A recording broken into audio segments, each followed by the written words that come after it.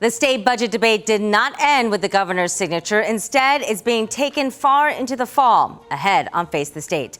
Find out why Ohio House Republicans decided to override only one of 3 property tax reform measures and hear the governor's response to that vote. Plus, people in Fairfield County are looking to the state to help them save money on property taxes. We dig into the numbers to find out why their property taxes are so high right now. And a spirited conversation about a bipartisan bill that could change alcohol sales on Sundays in the state of Ohio.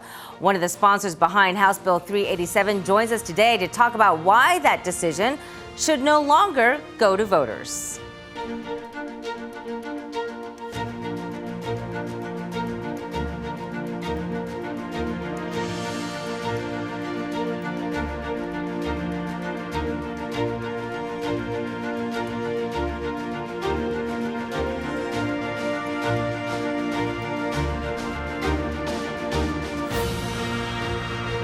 Thanks so much for joining us for Face the State. I'm Angela Ann, in today for Doug Petcash. With the big news of the week at the State House, the House choosing to override one of Governor Mike DeWine's vetoes on property tax reform. On Monday, the House voted 61 to 28 to override item 66. 10 TV's Kevin Landers explains what that was and why Ohio House lawmakers chose not to vote on 2 other vetoed property tax items.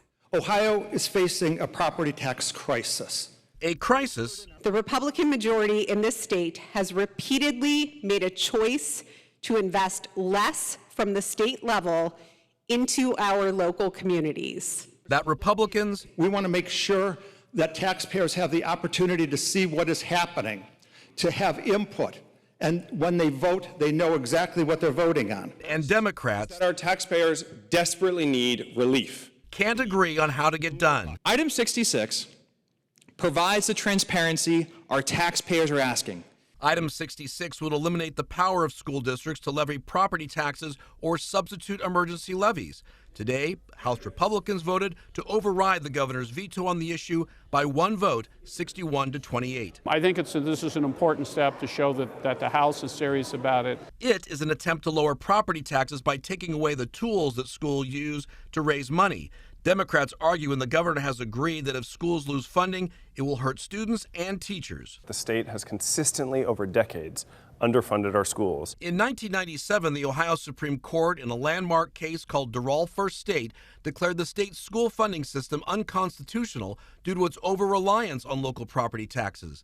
By 2021, the state's fair funding plan overhauled how states are funded. But critics argue the plan still failed to fund schools adequately. Republicans believe schools need to give their reserve funds back to taxpayers. That if an entity has over 100% of their operating budget in reserve, they can't even place on the ballot a new general expense levy.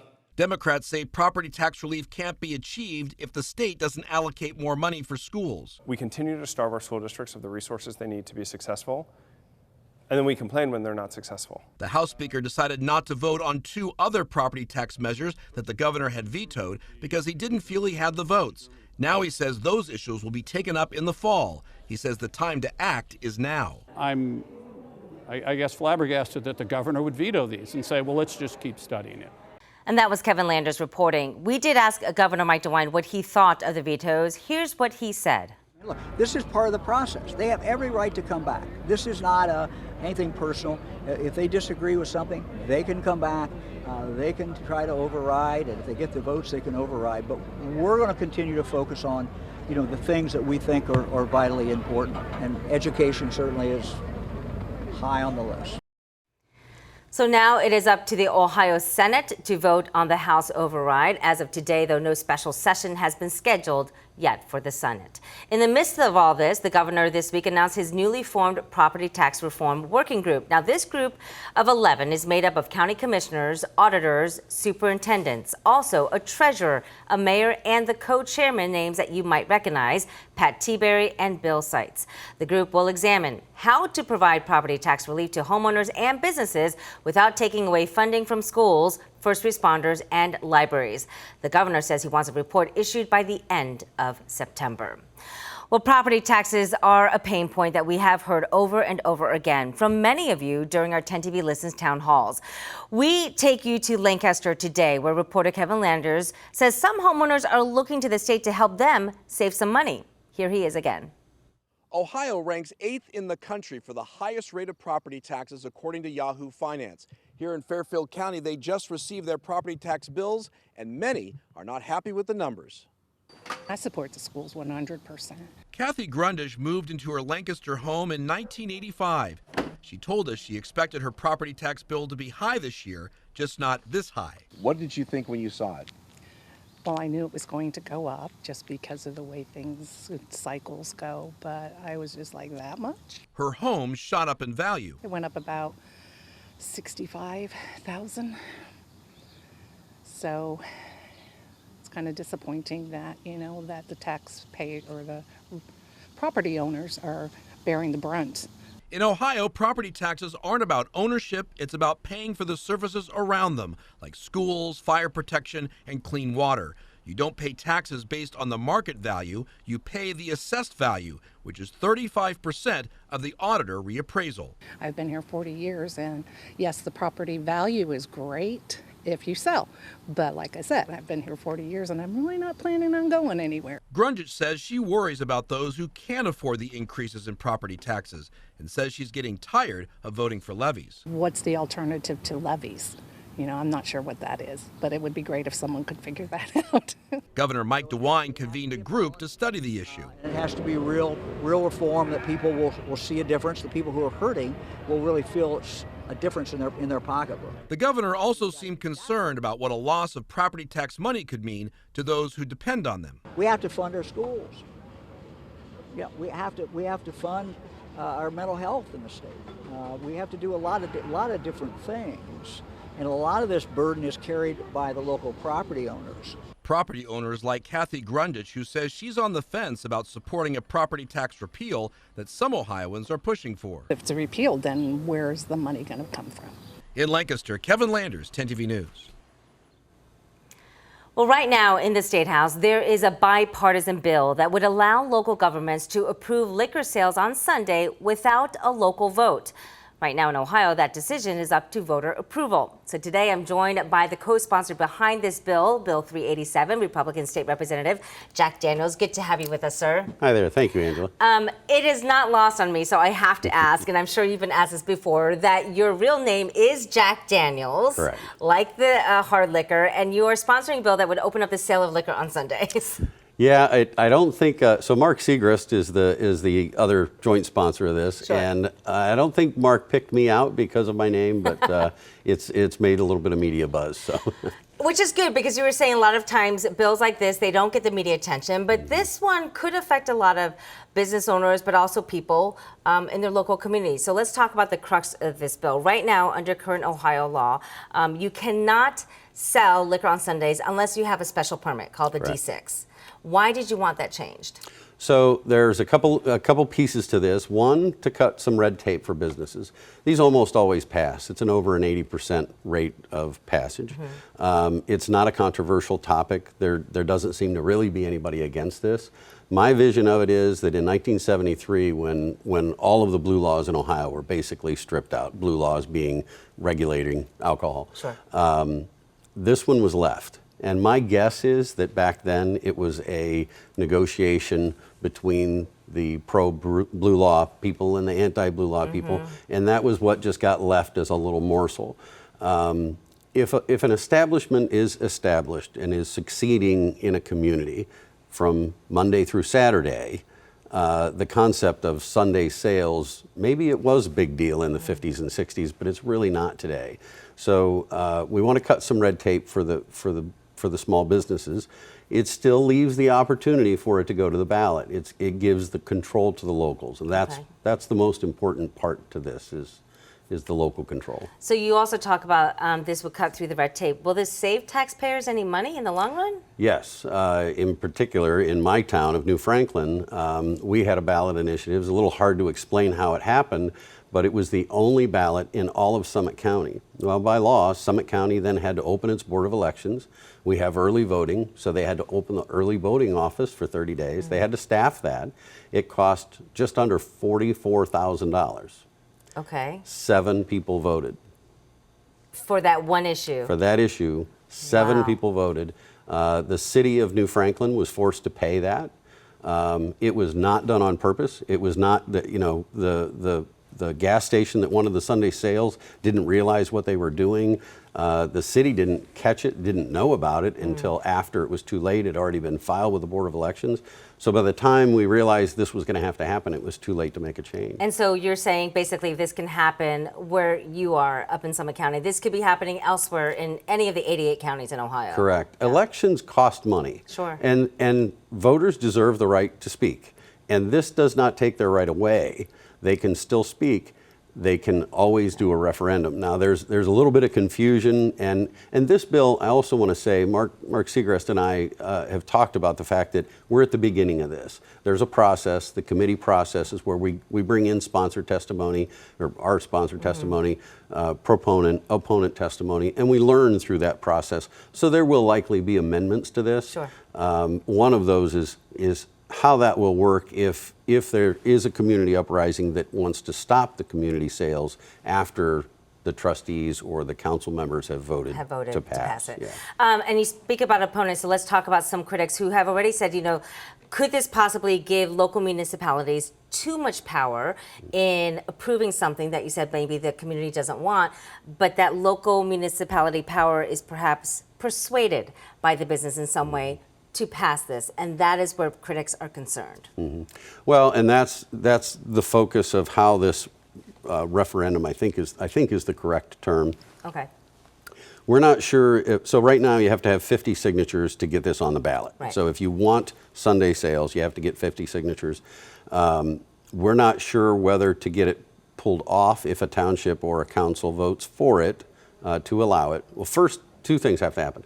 First, the council or trustees have to say that we're going to allow Sunday sales without a ballot. Right. So right now the default, even after this bill passes, will be that it still goes to the ballot, unless the local municipality says we're going to allow without a vote of the people, but it will still have to be passed by that legislature. So then the next question is, what will it take to overturn that should the community have a problem? In my experience, and in Rep. Segrest's experience, where they have successful establishments Monday through Saturday and they don't have a community problem, Sunday is a pretty simple thing. It really seems like a law that dates back many, many years when alcohol was perceived very differently than it is now. Sure. So. And this bill actually, you were saying, has bipartisan support. We're looking at 21 co-sponsors along with you and Mark Segrest. Does that surprise you? There's that much support from both sides? It does not. A couple of reasons. Number one, Rep. Segrest and I both have a very bipartisan attitude. We want to find things that we agree on. This country is full of communication and media that talks about what we disagree about. When we can find something we agree about, we need to focus our energy on that, and that's how we can move things forward. So it really wasn't a surprise. I expect there's going to be more support for this as it goes on. It's summer, so some people aren't paying as much attention. So you say this is really just the first step. It was introduced on July 1st. Surely there will be public hearings, so on and so forth. Correct. How long do you expect this process then to take if it were to just sail right through? Well, if it were to sail right through, we could see it enacted this fall. I think that's unlikely. Usually the sausage making process, as people say in government. I'm new to government, so is Rep. Segrest. We're both from the business world. It's a nice thing about Ohio legislature. There's a lot of people there that are not career politicians because of our term limits. So my guess would be it'll be a next year success, because the committee process starts now. And the committee process is a very robust process where both sides come in and make their argument. And hey, if we don't get any opponent testimony or little to none, and we get a lot of proponent testimony, the Speaker could bring it to the floor pretty quickly. Of course, it's up to the Speaker to bring it to the floor. Well, we will certainly follow this, House Bill 387, right, as it moves through. Thank you so much, Representative Jack Downs, for joining us here on Face the State. Thank you very much. I wanted to bring you a prop, but we have rules about liquor on set, so I couldn't do that. But we appreciate you coming on the show today. Thank you very much for your attention. Thank you. Great explanation behind that bill. Well, still to come here on Face the State. 3 times the charm. Leaders in a Western Franklin Township hope a new levy on the ballot will save their fire department's future. But as we get closer to November, new revelations about the issues trustees say they have with the city of Columbus that's causing these financial issues to begin with.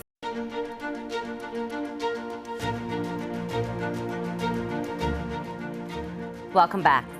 This week, Franklin Township trustees voted to put a continued levy on the November ballot.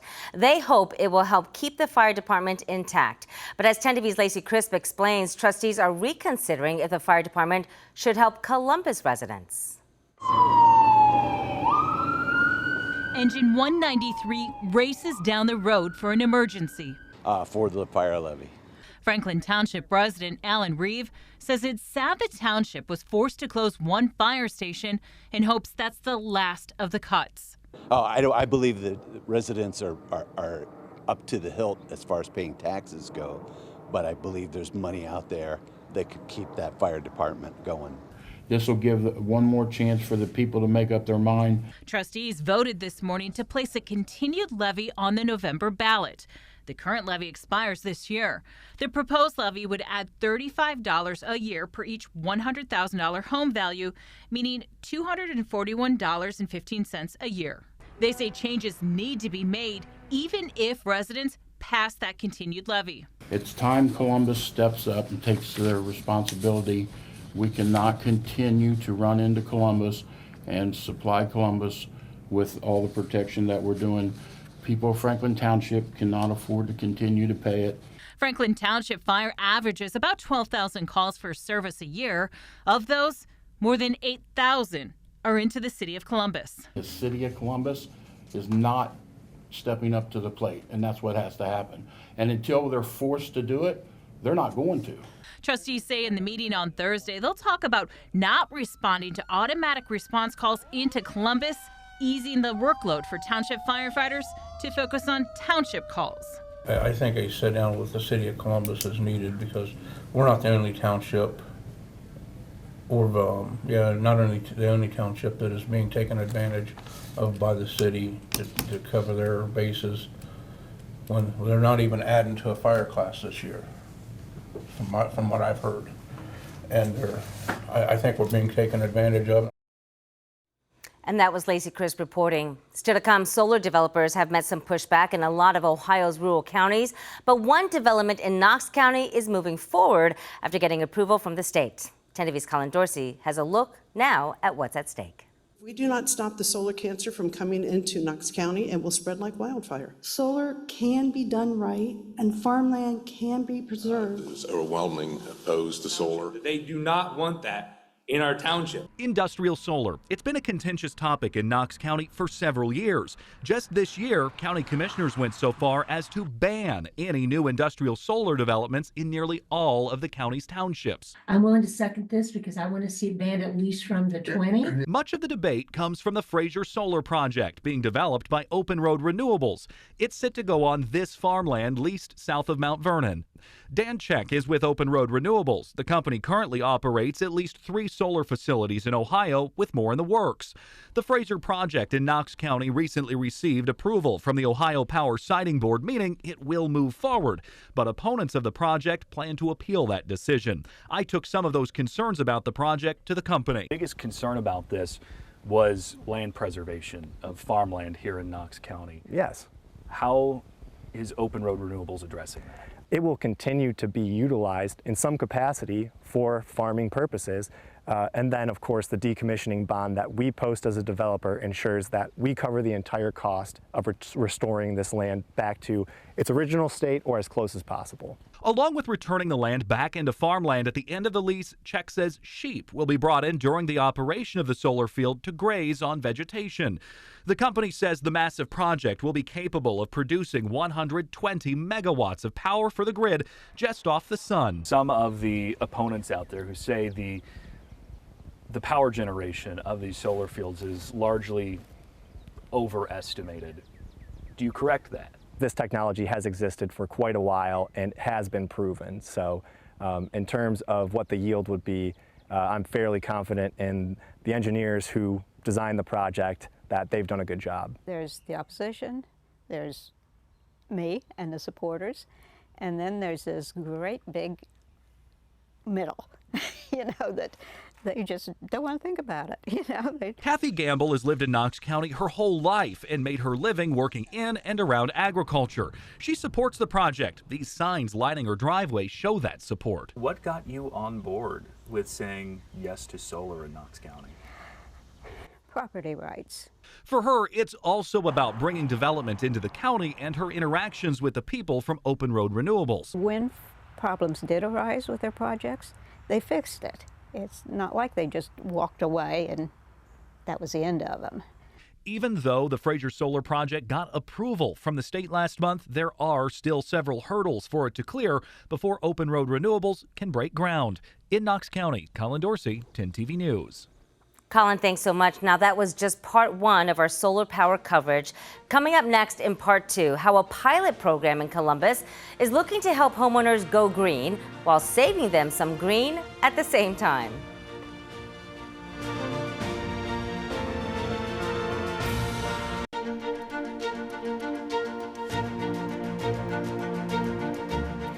Welcome back. Energy bills just keep going up, and it can be difficult for people to pay their electric bill and other expenses. 10 TV's Colin Dorsey shows us how one program on the Near East side of Columbus is helping more homeowners go green. Columbus is full of beautiful old homes, but if you live in one, you know how expensive the utility bills can be. If you look on the roof behind me, there are 2 solar panels. They're part of a pilot program here on the Near East side that hopes to lower those bills. My power bill right now is like $300-something a month, believe it or not, and I'm only a family of 4. Tina Martin has lived on the Near East side her entire life. Now she and neighbors are hopping on the residential pilot program. And after doing a lot of research, I decided to go ahead and participate in the program because I work from home, and I was thinking about the savings. If you look closely at a few of the homes in the neighborhood, these shiny black panels now adorn the roofs, collecting the sun's energy to power the home. It's a partnership of businesses, nonprofits, and the city of Columbus to bring solar to low and moderate income homeowners on the Near East side. The goal is to provide long-term financial stability while promoting sustainability and lowering energy costs. We know we've got a housing affordability challenge, both now and in the long term. One of the ways you make housing more affordable is the cost of operating a house. CEO of the Columbus Partnership, Jason Hall, says homeowners will pay for the low-cost power they use from the panels for the first 6 years. But at year 7 and onward, homeowners will fully own these panels and pay nothing. However, solar is changing. President Donald Trump's budget bill eliminates the clean energy tax credit at the end of the year. It allowed homeowners to write off some of the costs of installation of products like solar panels. Does that affect this program at all? The resources we have today for the programs we've stood up, those resources are locked in. The Columbus Partnership is looking at the impacts of the federal budget, but for now it is pushing forward as planned. On the Near East side, for homeowners like Tina Martin, it's a welcome change to the neighborhood she's called home all her life. It's a joyful, it's a heartful, it's a tearful change, actually. It brings joy to my heart. This home isn't the only one that's on that pilot program. In all, there are 10 homes here on the Near East side that are part of that program. On the Near East side, Colin Dorsey, 10 TV News. Colin, thank you. And thank you for joining me this week for Face the State. I'm Angela Ann. We'll see you again next Sunday at 11:30 right here on 10 TV.